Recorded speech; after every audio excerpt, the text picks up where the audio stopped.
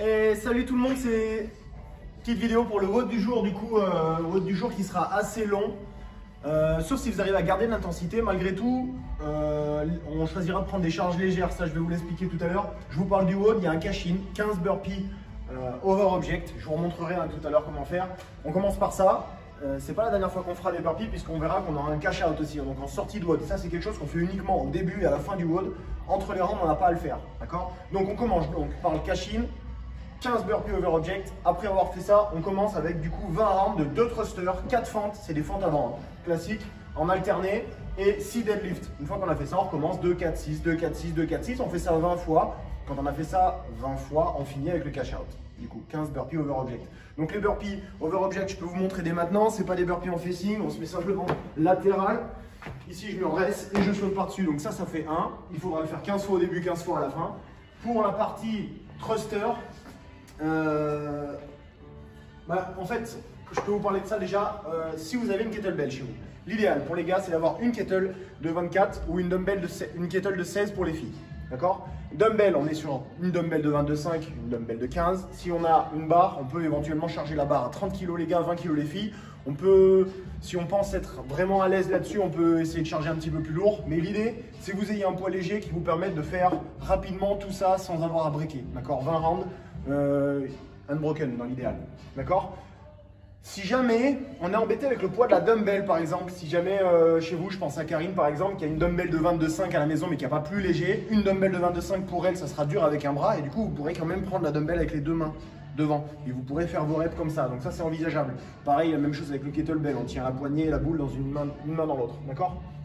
Voilà, du coup je vous explique, si on a un kettlebell, le thruster se fera de cette manière-là. Kettlebell le posé ici sur l'avant-bras, le biceps en position frontale, le coude qui pointe vers l'avant. C'est squat, presse 1 et 2. D'accord? On enchaînera directement avec les fentes. Donc on reste ici en front rack d'un seul côté pour faire ces fentes en alterné. 2, 3 et 4. D'accord? Et on finira avec le deadlift. Et le deadlift se fera avec les deux mains ici entre les jambes. 1, 2, 3, 4, 5, 6. Ok? Sur le tour suivant, vous pourrez faire la même chose, mais de l'autre côté, les thrusters bras gauche, les fentes bras gauche, et le deadlift toujours pareil, entre les jambes. Même principe avec la dumbbell. Thruster ici, un côté de la dumbbell qui pose sur l'épaule, le coude vers l'avant, squat, presse, et pour la fente, même chose, même principe. Rappelez-vous sur les fentes, j'en parle là, on vous le dit souvent en cours, l'idée c'est que vous ayez le genou à la verticale des hanches et la jambe avant à 90 degrés. Là, vous serez bien positionné sur les fentes et on pousse fort sur la jambe avant et surtout dans le talon, pas sur la pointe de pied. Ici pour remonter en un seul mouvement, d'accord, en une seule fois. C'est ok pour tout le monde. Sur la partie barre, tout ce qui se fera là, fente et thruster, ça se fera en front rack. Donc votre barre, quand vous aurez votre barre là, front rack, ici avec les coudes bien hauts, les thrusters et les fentes, d'accord? Ok? Bien, pour la partie échauffement, comme à votre habitude, vous ferez votre mobilité plutôt spécifique, donc vous savez quoi faire. Vous avez la mobilité générale en vidéo que vous pouvez reprendre si vous ne savez pas vraiment quoi faire. Sinon, c'est mobilité pour la partie thruster, fente, deadlift. Et après ça, on va commencer un échauffement un petit peu cardio pour commencer à vous réchauffer. Ça se fera au poids du corps. On fera 20 fois le complexe avec un rythme progressif. C'est-à-dire au début, vous allez vous forcer à le faire très lentement et au fur et à mesure des séries et des répétitions, vous allez le faire de plus en plus rapidement. D'accord? On commence par une fente jambe droite. Donc ici, je peux croiser les mains sur la poitrine s'il faut pour arriver à me tenir droit comme il faut. Une fente jambe droite, une fente jambe gauche.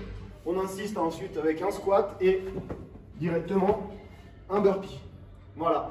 Donc c'est fente jambe droite, fente jambe gauche, un squat, un burpee. On fait ça 20 fois en rythme progressif. Donc on accélère au fur et à mesure. Ensuite, on fait une montée en charge si on peut se le permettre, si on a plusieurs objets chez soi.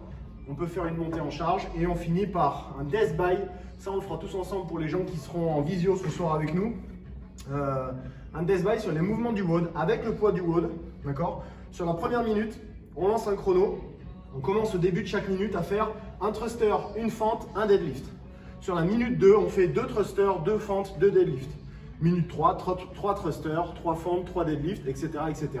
Et on fait ça jusqu'à ce qu'on n'arrive plus à rentrer toutes les reps dans la minute. 3, 3, 3, 4, 4, 4, 5, 5, 5, etc. Voilà, donc ça sera votre échauffement. Il y en a pour qui ça peut aller chercher jusqu'à, je sais pas, 7, 8, 10 tours. Il y en a pour qui ça va s'arrêter forcément beaucoup plus tôt, mais c'est pas grave. Du coup, en fonction du poids du WOD que vous aurez, ça vous servira d'échauffement.